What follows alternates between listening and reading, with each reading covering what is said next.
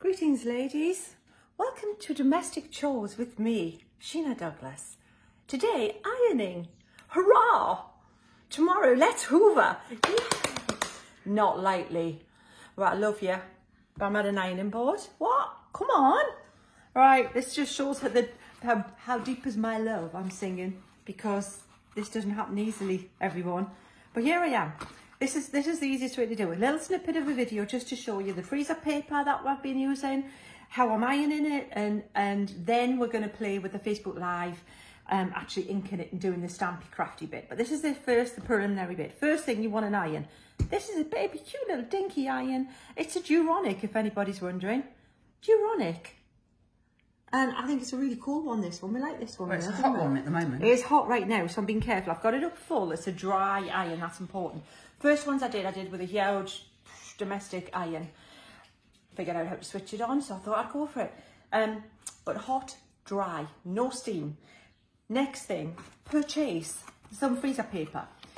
This is the one I use. It's cheap as chips. Literally 50 square foot.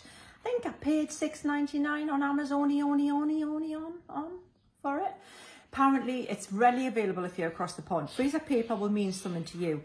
Us Brits, we like to confuse the issue a tad. Because I did question, is that like parchment? No. Is it like greaseproof? No. None of the stuff we would normally think of is a thing called freezer paper. That's what you need. Plastic coated. This is the plastic coated one I've got here. It's the stuff they sell it in some craft shops, because it's quilters know about it, sewisty type people, fabricy types, not made of fabric but use it, know about freezer paper. So, but for us paper crafters, not so much. But I was experimenting and researching, and this is what we're going to do with it. So buy some freezer paper. When I do the shows, there will be some online. There's some on Create and Craft too. I haven't used that one, I'll be honest. I've used this one, and it is super, super inexpensive. So the only thing is, it's on a roll. It's like your other stuff, and it's shiny on one side. That's the business side, the shiny side. Yeah, that's the side that you're going to draw onto and cut out or whatever. This is the side that's going to go facing your paper. So anyway, moving on, that's the freezer paper. Cut it into bits that are manageable, right? Cut it into sections that you think you're going to fit, and try and keep it flat. Don't iron it because it'll stick to itself, okay? So just keep it flat as you can. Roll it the opposite way. Have a little cutting session. Cut out some freezer paper. It doesn't have to look pretty. As I said, look how shiny that side is. That's the side that's going to go towards your card eventually. Then I trace through my stencils. Now there's two reasons. First thing, if you've got a scan and cut, if you trace through that, pop it in your scan and cut, you can save the file. I don't care, save it. Then you can make it bigger, smaller, whatever. Cut out as many as you want, pop your freezer paper on your mat. However, stick it so that it's that side down on your mat. Don't put glue or sticky stuff on this shiny bit. And if you want it the right way, remember you're going to have to flip the image, right? Just scan and cut, people know this. If you're not a scan and cut person, I still prefer to trace around it, because then it's actually easier just drawing around the outline like this with your pen once you trace your master copies than using the stencil, because you got to go in and wibbly wobbly and round it mylar and dibby. Whereas that, just trace around. And you know what, if you veer off, you might give her a little bit of a more tweak on the hair, might go in. That's fine, it doesn't matter. Then what you're going to do is cut it out. Obviously, if it's the scan and cut, it's going to do it for you. So that's the next stage. Now I have some here, little bits and pieces I had previously. So that's what I've got here. Look, see, this is what you're going to get. That's probably just a spot on size there. Let's do an owl. And then you're going to cut yourself some willow cord. White willow card's the perfect surface, because it's a thick, heavy weight, and it's a smooth surface, and you're going to know you're going to be able to ink and do everything you want to do on it once you've got this on there. So position it where you want it, about there. Yeah, on your card, just a little bit of, because you can see through it. That's the beauty of it as well. So you can get it lined up, positioned lovely. Can I ask a question? Yeah, no, yeah, go on. So if you've got a scan and cut, the scan and cut will cut that out beautifully for you. Yeah. If you haven't, then you would fussy cut around. Yeah, exactly. If you're good with a craft knife, you could cut around it, and then you've got positive, negative, because then you can use that positive one to ink around the outside and have it like as a mask, yeah?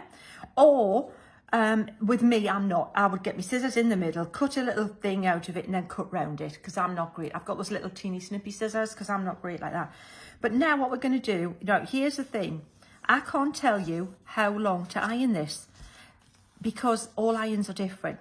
If you're the like kind of scientific experimental type, you could get a piece of cord, scrap willow cord, do some strips of your freezer paper, your offcuts, and iron one for 20 seconds, iron one for 30 seconds, iron one for 40 seconds, a minute, and then try removing them later and see which one removes best for you. Big tip though, and this was something I have to say, Diane on the team, I didn't twig on that. Maybe in me, I thought for thoroughly, let's iron a lot like that. It actually, you don't need to iron a lot like that. All you want is the surf around there, about half a centimetre bonded to the cord. So you don't really need to get so zealous and you know, really enthusiastic about the ironing everything flat to the surface, which I did the first time. Leave a bit there because it's just going to have to be heated and to be removed later. So that's it, guys. This is it. This is ironing the surface. We'll take this through and to start this afternoon, and we'll use this very one to ink through and create a lovely, pretty background card. Just keep looking. If you see any wrinkles, you see a little wrinkly crinkle there, try and make sure you can flatten that down. Just try and get it so it's bonded, because if there's a wrinkly crinkle and then you're going to use watercolour, for example, it's going to find its way under there. So yeah, that's it. Turn it around, iron around the outside. That's it. Thank you very much. Job's a good one. Let it cool. It's going to be pretty hot. I would, and what I did was have a batch freezer paper cutting session, you know, then cut your cord out to size, then cut your stencils, and then have an ironing session. So do a few of these at once, and then you're ready to play.